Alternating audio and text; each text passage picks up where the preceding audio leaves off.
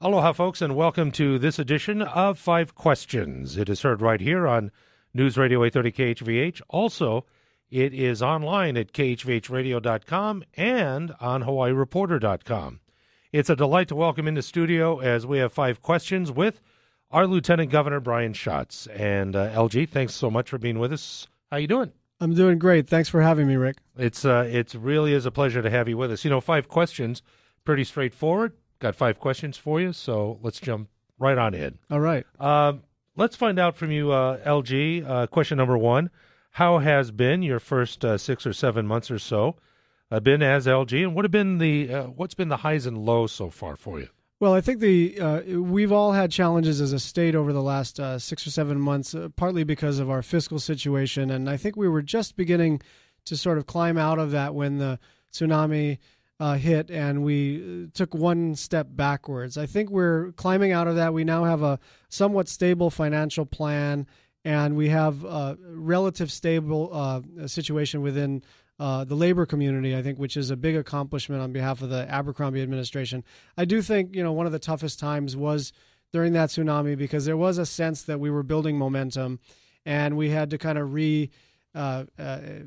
gain our footing. Mm-hmm. I think we are on the private sector side. Things look quite good, but on the public sector side, we're probably another year out from having a real stable state government. Were there particular highs that you enjoyed that you could cite that said, "Hey, listen, this was good stuff"? Well, from my standpoint, two things stand out. First of all, I think the appointment of a chief information officer and the establishment of a public-private partnership to actually get state government to work properly in terms of technology is a really big deal.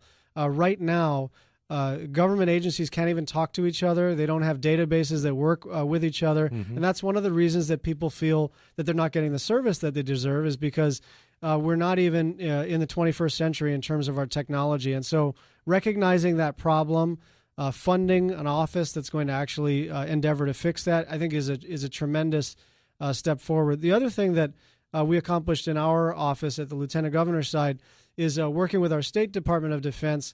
We're going to pull down $90 million in military construction money for National Guard barracks and other important things at our DOD facilities, including some money for our veteran cemeteries.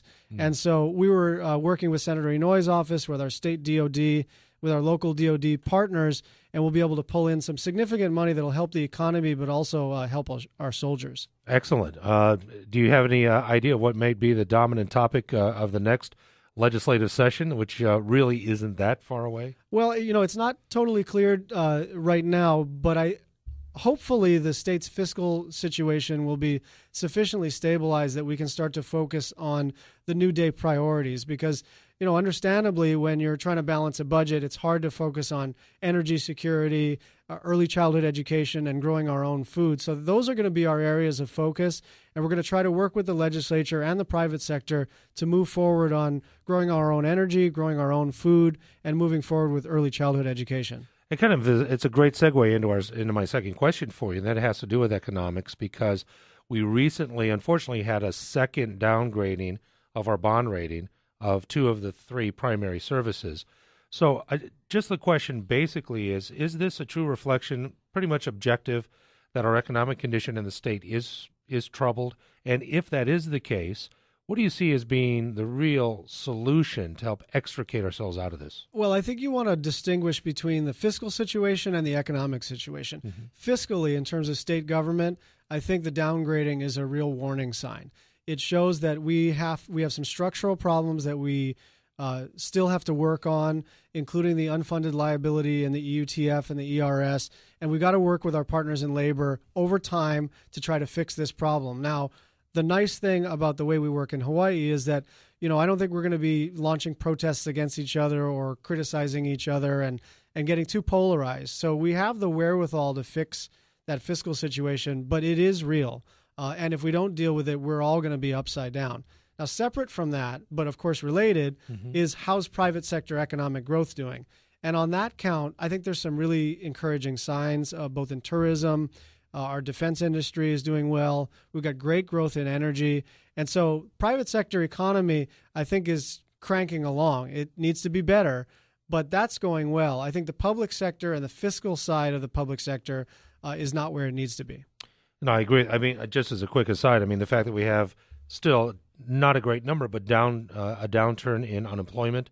We also have a downturn in foreclosures and other barometers of consumer economics seems to be a little bit better. Well, and that's, Rick, that's one of the things that actually concerns me is that people see headlines that have to do with the Council on Revenue's projections for tax revenues, which is critically important, for me as lieutenant governor, for my governor, and for the administration. But it's not the same as a measure of how we're all doing economically. It's how much in the way of taxes are being brought in. An important thing, but not the same as whether or not the private sector is doing well. Our question number 3 for Lieutenant Governor Brian Schatz, who joins us for this edition of 5 Questions. LG, what is our commitment to host APEC, both logistically and financially? And kind of a quick aside, why does it kind of take a world conference to kind of tidy up the house a little bit? Well, the first question about the APEC Host Committee, which is a nonprofit committee led by Peter Ho and Tim Johns, is basically set up for the hospitality and hosting aspect of APEC. The State Department, the White House, and the Secret Service are running the thing logistically.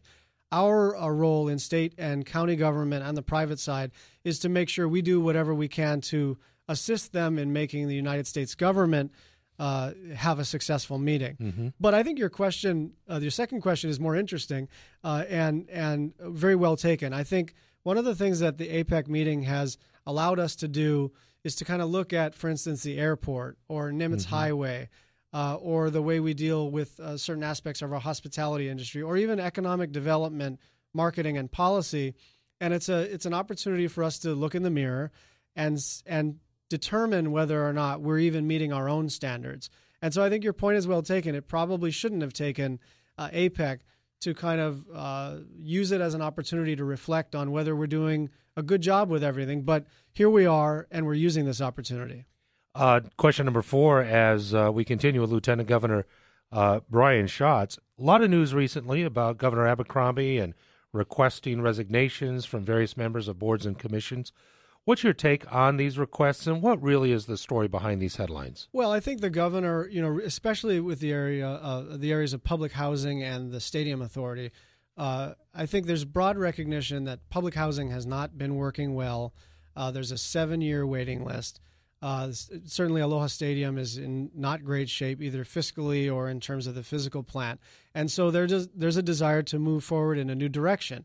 Now, of course, the members of the authority have been working, both authorities have been working very hard for free, and that's an important point to be mm-hmm. made. They're not bad people, they're not cronies, but the governor wanted to move in a new direction. Those folks are free to not offer their courtesy resignation. I think some of them may offer to resign and some won't. But I think it's the prerogative of the governor to ask, and it's the prerogative of the members to say yes or no. Right. Final question, and this has to do with a topic that we talked about on my morning radio program recently, and that is regarding COFA, the Compact of Free Association, and the policies that we have here at home in regard to citizens from those 4 specific countries who are allowed to come to the United States and benefit from our government because of that treaty situation.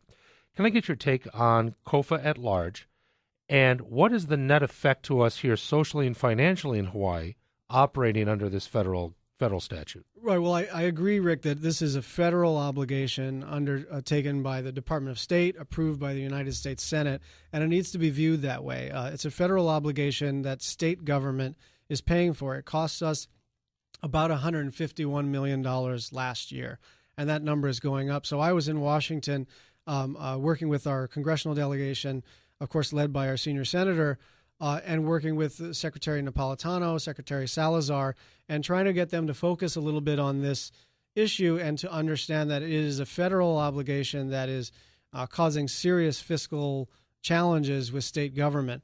Now, it's going to be a long-term solution because I think you're going to need every involved department to do a little bit of the lift. With $150 million and the budget situation and the political situation in D.C., it's unlikely that you're going to be able to wave a wand and mm-hmm. find that money.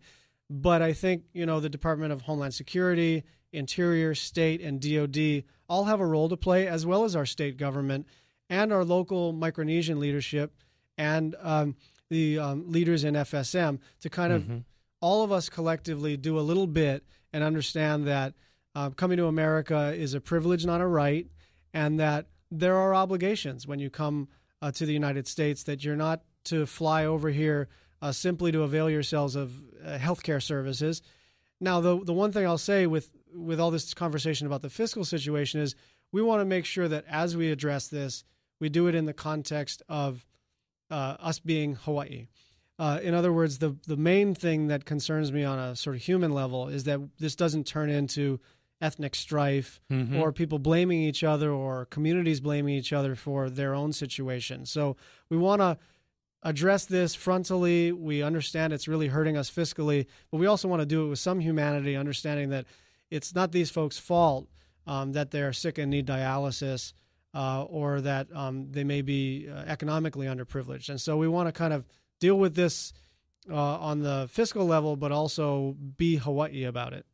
And I think that's the key, is that because we date back to 1982, it's not a quote-unquote new issue, and we've had our congressional delegation that's been obviously very well involved and apparently understanding the concerns that we have here at home. And I think you're right about the whole fiscal scenario in D.C. today. But we have Senator Inouye, who's, one of the most popular, I take that back, popular, yes, powerful senators with his chairmanship of appropriations. Do you think that we are looking at a light of influence that is shrinking, that if anything's going to be done, this is something that we really should address and have something completed soon? Well, I think this is something that we have to fix soon because of the fiscal impact right now. Sure. But I think it's certainly fair to say that Senator Inouye can get meetings that many of us can't get. And so he's certainly gotten the attention of various cabinet secretaries on this issue, and they're focusing on it. Obviously, they have other priorities as well, but they're working with both my office and Senator Inouye's office, and of course the governor's office, to try to address this, both in the short run, because we got to do a little bit now and get whatever we can done now. But this is also going to be a long-term, probably legislative fix in the long run. 5 questions, that's what we have, and we can't thank you enough for doing this with us today. Thanks, Rick. Really appreciate it, and look forward to the next time. Thanks a lot. I appreciate it. Thank you much. Lieutenant Governor Brian Schatz today on this edition of 5 Questions. Thanks so much for joining us. We'll see you next time.